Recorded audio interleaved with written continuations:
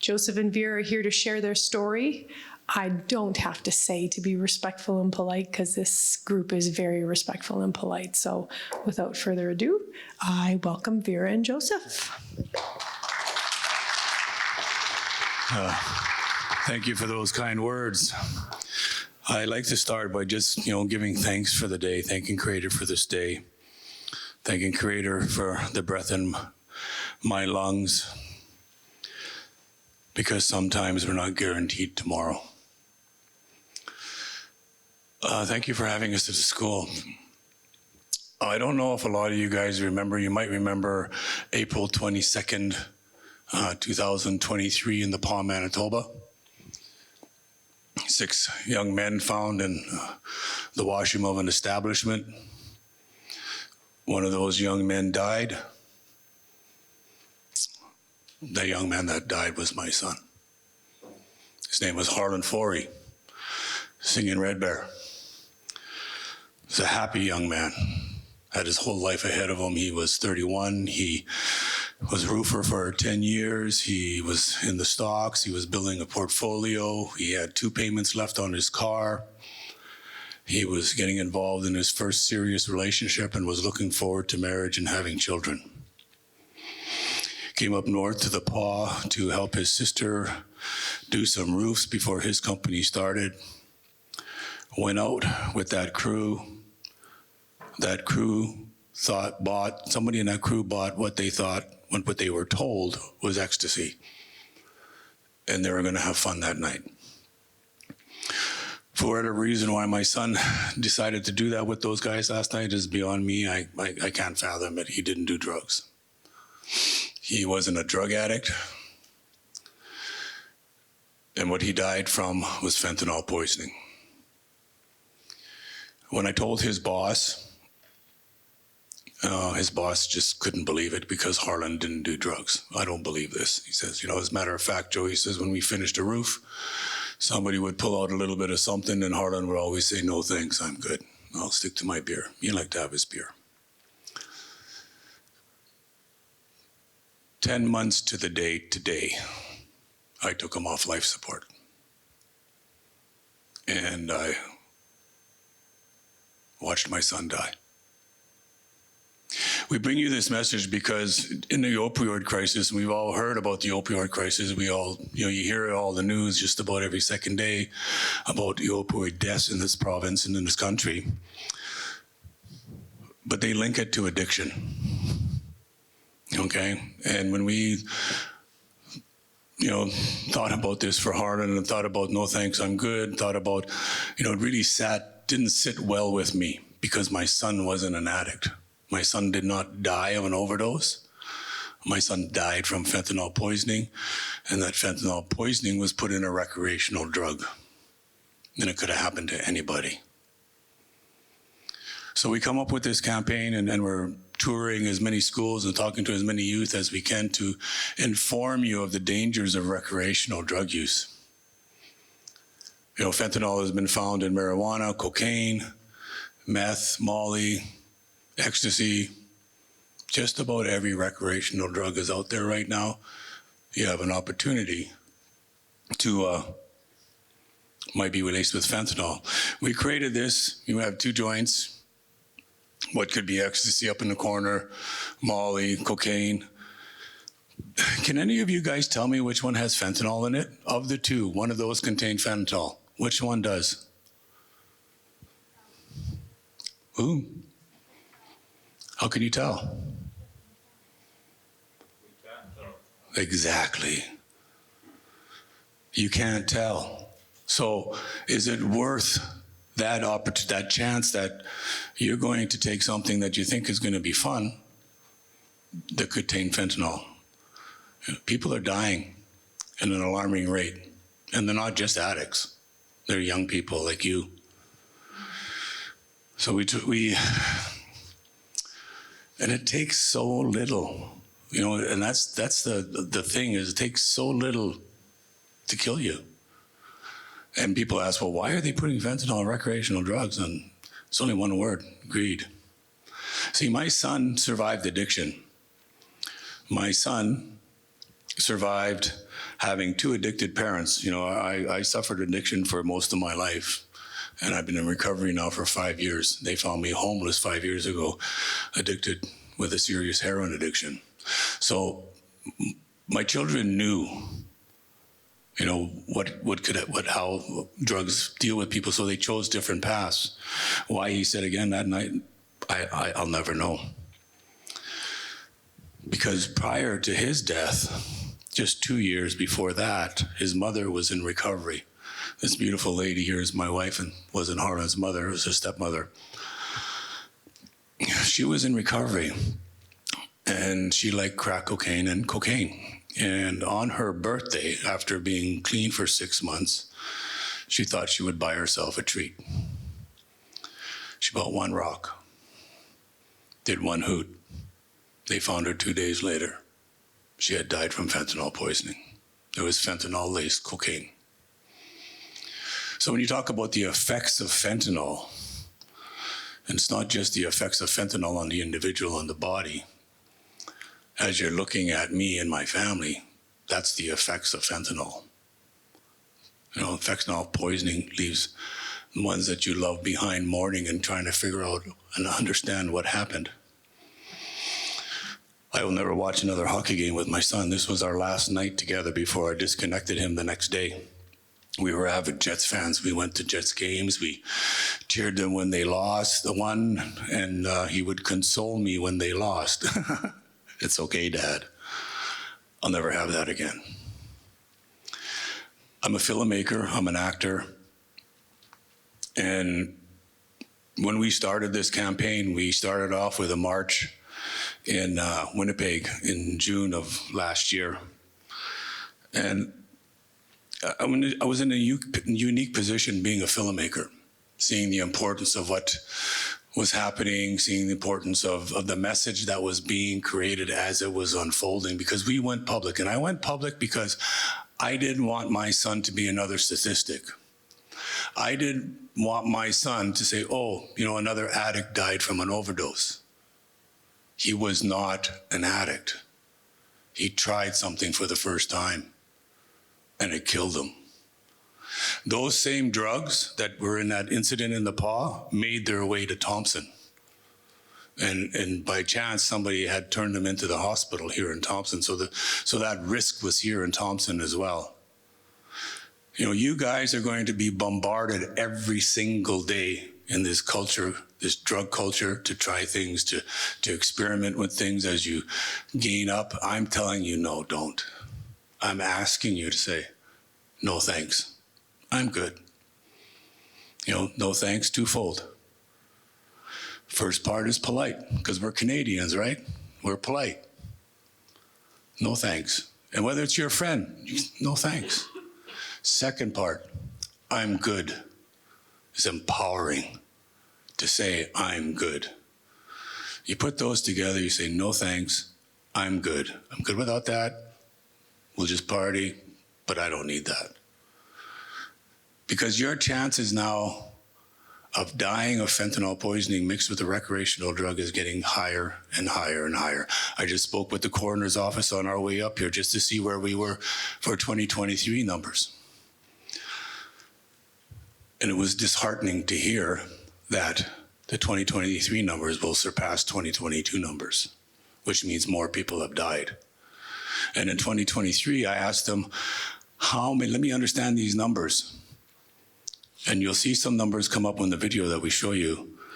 It was really alarming to hear that more than half of the deaths in 2023 of the 418 deaths, more than half were fentanyl mixed with recreational drugs. People didn't even see it coming. And we're losing too many young people. I see beautiful faces in this crowd. I see my future in this crowd. I see doctors, lawyers, pilots, people who are going to look after me when I'm 80, 90. But you can't do that if you're dead. That's the reality. There is no coming back from death. And if you're lucky enough to survive a fentanyl poisoning episode, chances are that you'll be paraplegic. chances are you'll be in a mental state and you won't have the same things. This is what's happening with survivors, the ones who don't die. Fentanyl has changed the game in the drug culture today.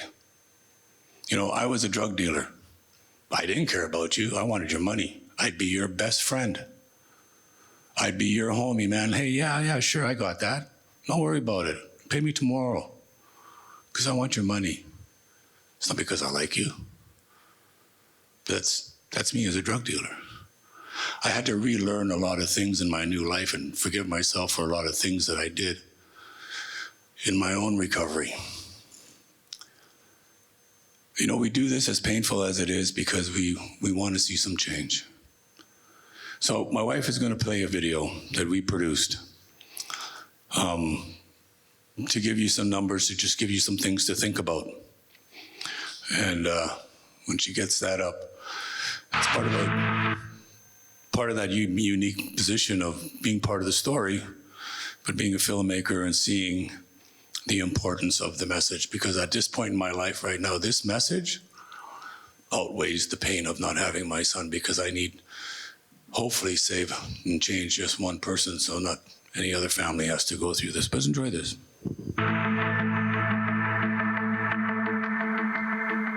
2 months ago, my son Harlan was a victim of fentanyl poisoning.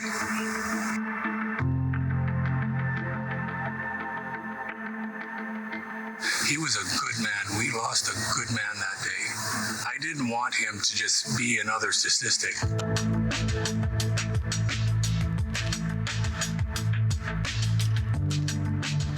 That drum song is asking Creator to bless us and to be with us during our time here.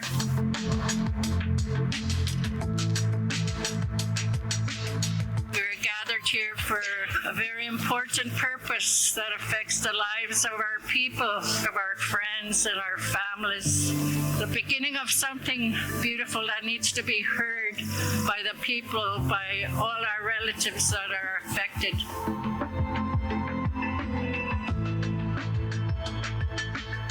I don't want to do this. I didn't choose this. I didn't choose to be without my son. And I'm so angry that this is the only place where I can put my anger and create some change, so that hopefully that no other parent, brother, sister has to feel this.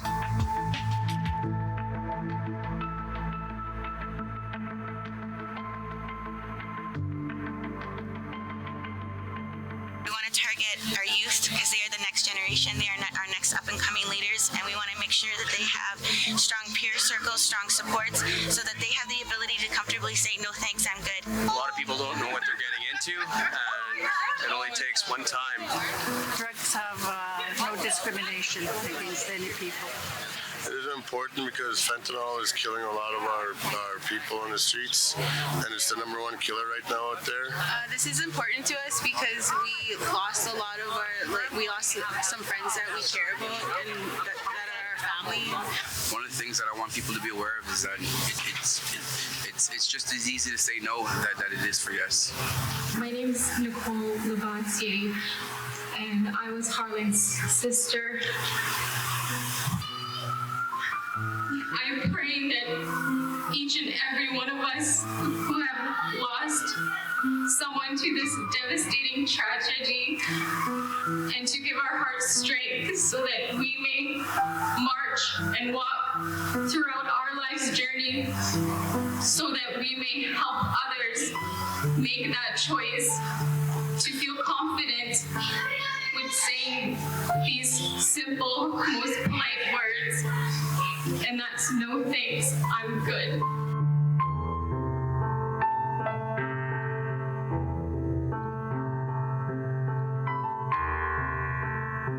I want to see change. You know, we stand in front of this building today and we expect them to legislate laws that will help protect us. You know, we entrust them with the things and the decisions that they make. But I'm telling you, they can't make those changes without us. They can't solve this problem without us. You know, we look to the police who escorted us today, and I thank them very much for that, for keeping us safe on the road as we walked here. But they can't fix this problem for us.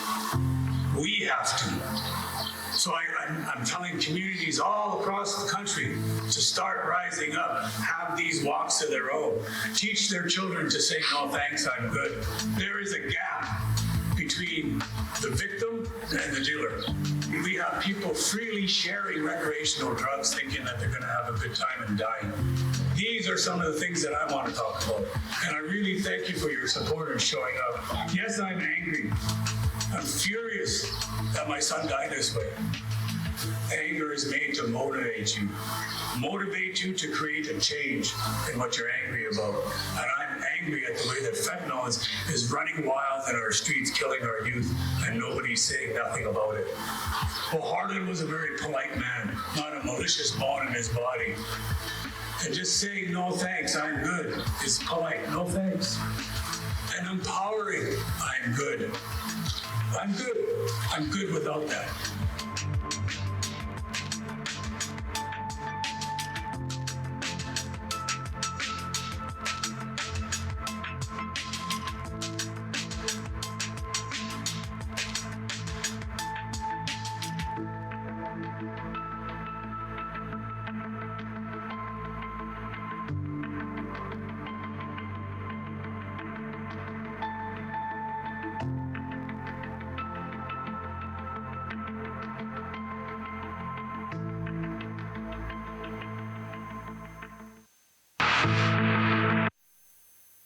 Can you hear me? Oh, there we go. Sorry. Hi, everybody. I'm Vera Forey, also known as Vera Hool. I was Harlan's stepmother, and I know I'm a mother of 4 daughters. Joe had 5 children, had 6 children. Between us, we had 10. We were very, very different people. We went to school together. We were journalists together. I met his first 2 children before him and Miranda had the other 2 children. Beautiful couple. I didn't know there was issues in the family. I didn't know about the addiction. But his family life was very different from my family life. I raised 4 daughters. I never smoked marijuana to this day. I'm 60, still never smoked marijuana, don't plan on it. Never did drugs, never been a drinker, smoked some cigarettes, but I stopped doing that even. And I lived very, very traditional. I was a residential school survivor. Upon leaving the school, my grandparents took me immediately to Sweat Lodge, to culture, back to our language, back to living off the land. I was very fortunate. My children speak the language. They all have their identities. But the biggest thing I come to realize as a grandmother now of 12, the choices that were made. My children grew up in a drug-free, no alcohol home. Of my 4 daughters, 3 are active addicts. Choices they made. They are in recovery, but I don't know if they're going to survive. Joe's children, they chose not to follow the footsteps of their parents. And why Creator took Harlan in the manner that he did, we don't know. But we do know what we're doing today, coming here to share our story, to share our pain, because believe me, it's painful to stand here and see the images, hear the crack in my husband's voice. To remember 2 days before he died, the conversation I had with Harlan was about his girlfriend, about his stocks, how he wanted to make money to eventually get married, to eventually buy a house by the time he was 35. He had no children, he was 31. He made all the right choices until that night. Until that night, he made the wrong choice that cost him his life. I know sometimes it's pretty boring to sit and listen to the messages we deliver or when you have presenters. But if anything, I can ask one thing is just take into heart, think about it before you try that recreational drug. Remember the choices you're making could cost you your life. Every one of you I see, you're in grade 11, 12. You have an amazing future ahead of you. I was born and raised in my reserve. There was no hope There was no employment. I had to leave my reserve. I had to leave my family, go to the city where I was treated horribly. To be honest, I was told I was incompetent because of my being Native. I was going to give up. My grandpa went, no, you're going back. You go back and you learn, and then you come back and help us. So it's going to be hard, no two ways about it. Life is not easy. But in the end, it's up to you. It's within your control to make the change that's going to save your life and make a difference.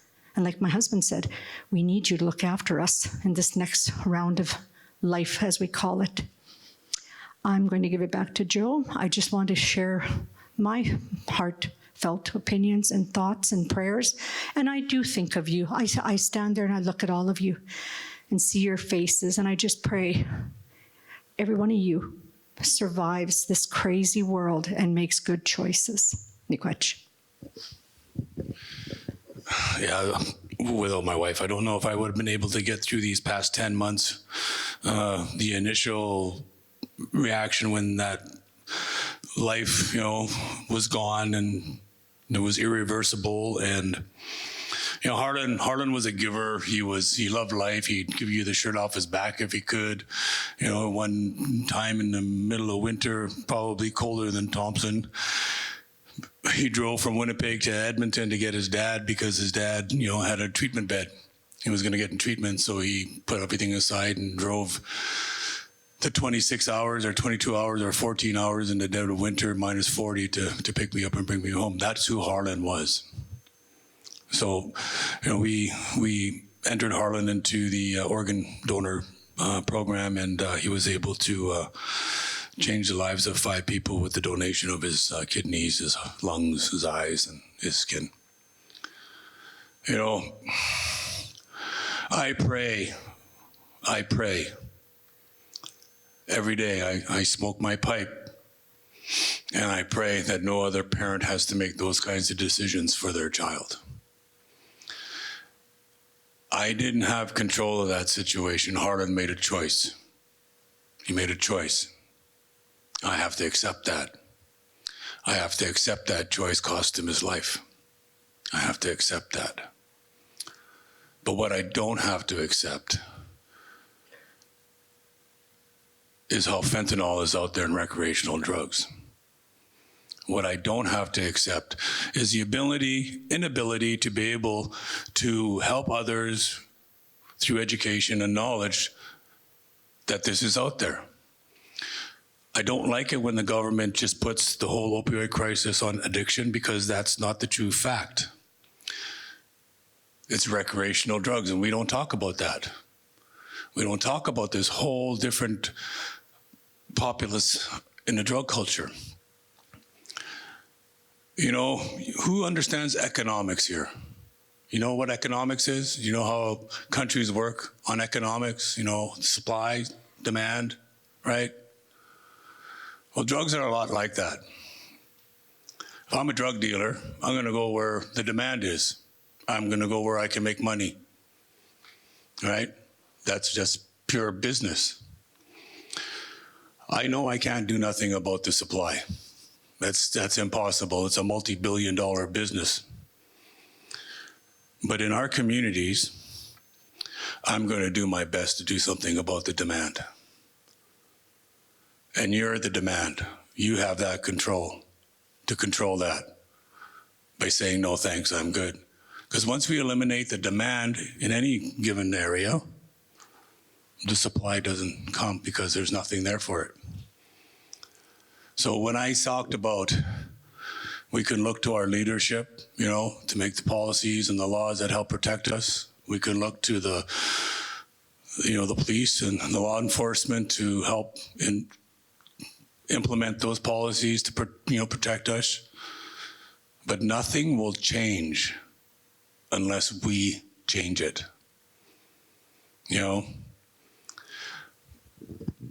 One of the things that made me the most angry about this whole situation, and this talks to how when I said, people don't care about you, especially in the drug world,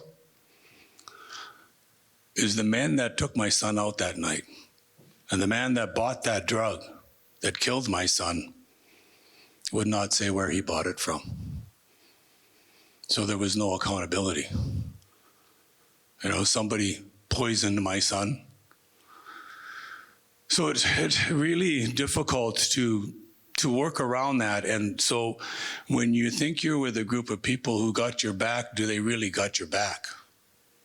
You know, when you're going to take that drug from somebody, can you trust the fact that that drug is not going to kill you? You know, and that's what we're trying to get across here. You guys all seen these before, right? You've seen them all? Narcan, naloxone. This is probably the greatest defense that we have. And I'll tell you that, and I tell this to other students, that if you have this in your backpack, it doesn't mean you're doing drugs. It means you're prepared. You're prepared to save a life. Because that's how bad it's getting.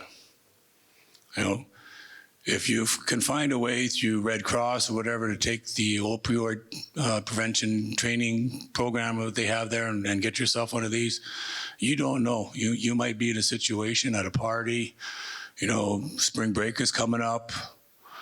You know, I was 15, 16, 17 years old at one time. You know, I know what party was. And if you can recognize the poisoning that's happening, you may be able to save somebody's life. They didn't have that in this hotel that my son was in. And it was only after that major incident that the town of the Paw itself, you know, went out and got these to make sure that every business carried these.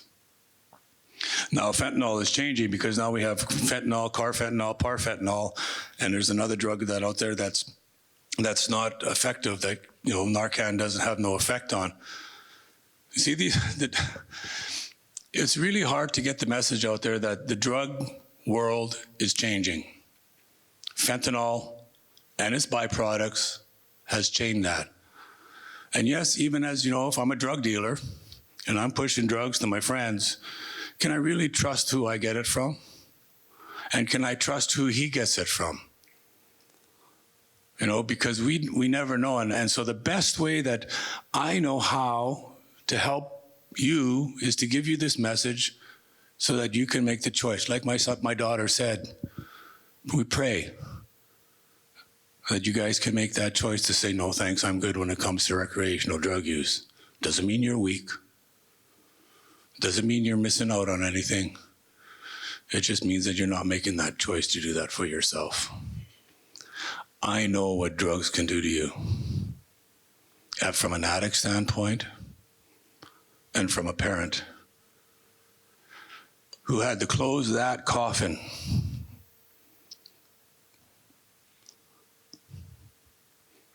because he made a choice, a snap decision. You know, so I pray that you guys really take heed to what we're talking about here, because it is painful. But you know, we were probably 2 months into this, and I told my wife, I said, like, why the hell am I doing this? Why do I get up in front of a bunch of strangers, pour my heart out, rip this Band-Aid off, see the images of my son again? Why am I doing this? And I think we were in Cross Lake, and there was a young 14-year-old boy walked up to me with tears in his eyes and said, thank you. Thank you for trying to save our lives and bringing us this information, because we didn't know.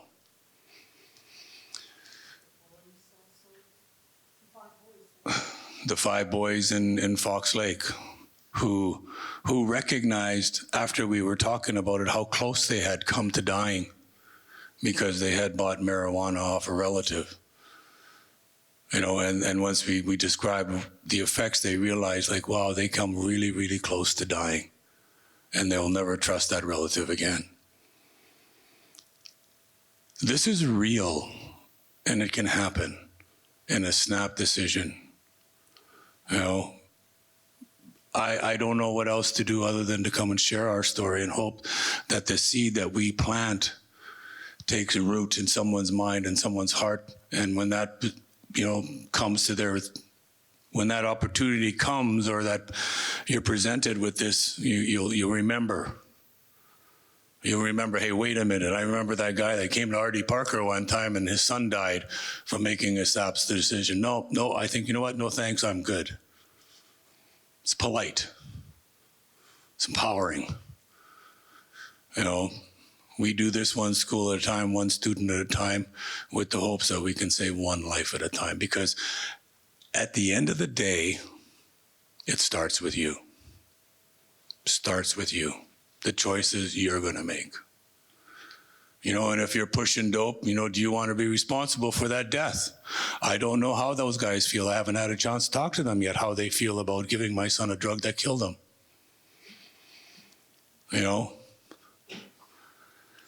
So there's lots of variables and lots of things to think about here. So as you're thinking about these things,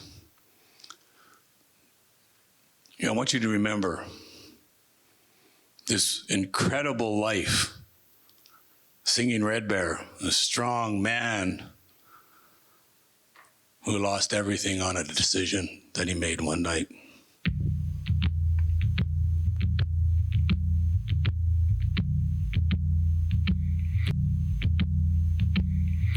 Hey yo, hey, hey, baby, I'm ready, oh, hey yo, hey,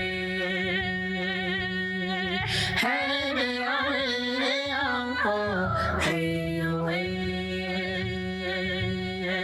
hey yo, hey, hey, baby, I'm ready, oh, hey yo, hey, hey yo, hey. Remember me, when the sun comes up in the morning sky, there I will be, soaring with the eagle so high, feeling free. Remember me, down the road, hand in hand, you and me.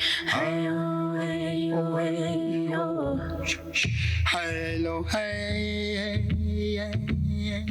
hey, baby, I'm ready, oh, hey, oh, hey, hey, baby, I'm ready, oh, hey, oh, hey, hey, oh, hey, hey, baby, I'm ready, hey, oh, hey, hey, oh, hey, oh, hey, oh.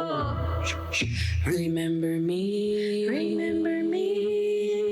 when the sun comes up in the morning sky, there I will be, soaring with the eagle so high, feeling free.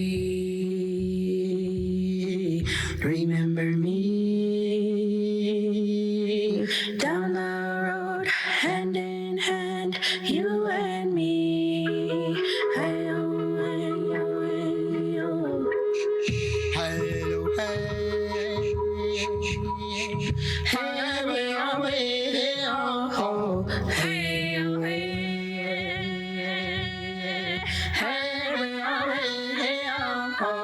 Hey-oh, hey.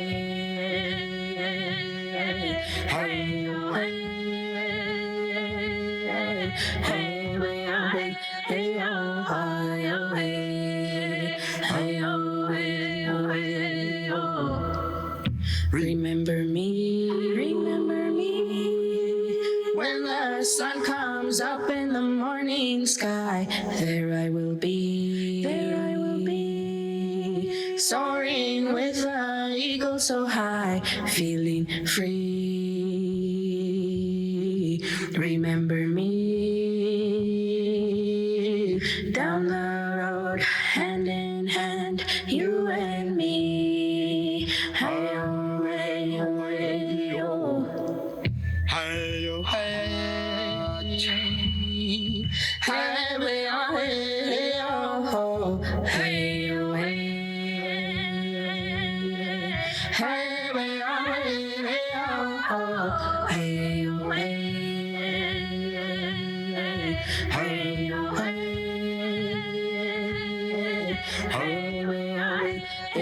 oh, hi, oh, hey, oh, hey, oh, hey, oh. Remember me, when the sun comes up in the morning sky, there I will be, soaring with the eagle so high, feeling free. Remember me, down the road, hand in hand, you and me. All right, B, you ready to tackle this? Yeah, this is actually a good one. Woo. Beautiful property. Moving right out on the beautiful Clearwater Lake. Let's get to work. Hey-yo, hey, hey, hey-yo, hey-yo,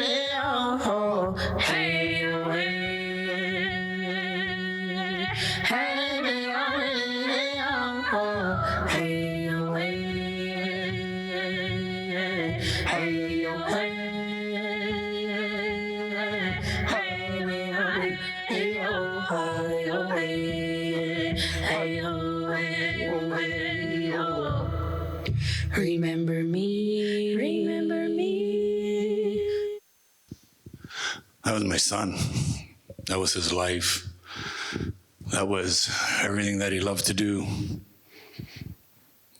And like he said, let's get to work. That's what we do. Let's remember him.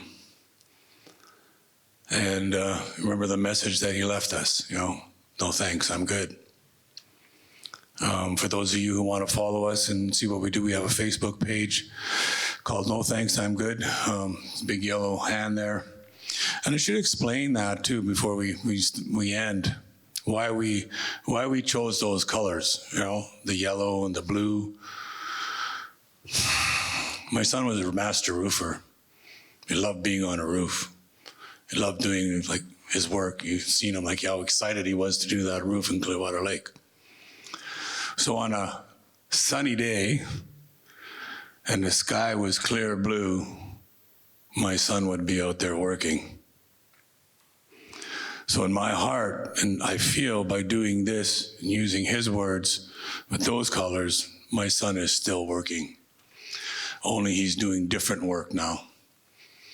He's trying to educate and save your life and giving you an out whenever presented with any kind of recreational drugs. Save your life. Stay alive. And remember, we put it on the bottom. Each and every single one of you are loved. You are loved. And the effects of fentanyl poisoning is the sorrow that you're going to leave the people who love you. And that's the tragedy of lost dreams. Thank you so much for your attentiveness. We have some stuff here, I don't know, my wife knows these things. I'm kind of old school. These things, pop-ups for your phone. What? Pop what? Oh, pop sockets. And then some fridge magnets for your lockers, just so you have that daily reminder. Put it in your locker, open your locker, and there it is. No thanks, I'm good. We really need to get a handle on this, guys. One community at a time, one person at a time. Because I am tired, like I said in the video, I am tired of the way that fentanyl is being passed through recreational drugs. People are dying and nobody's talking about it. So, thank you very much.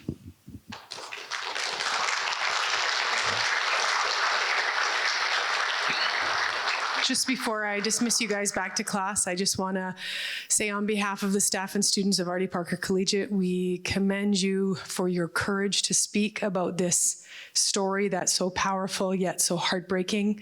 And I'll close with just something that he mentioned. Remember that you are all loved, but you're not loved by those people that are selling you drugs. Just remember that, okay? And I think they spoke that loud and clear. And no thanks, I'm good. That's it, 4 simple words. No thanks, I'm good. So again, thank you so much for sharing and making this trip for you.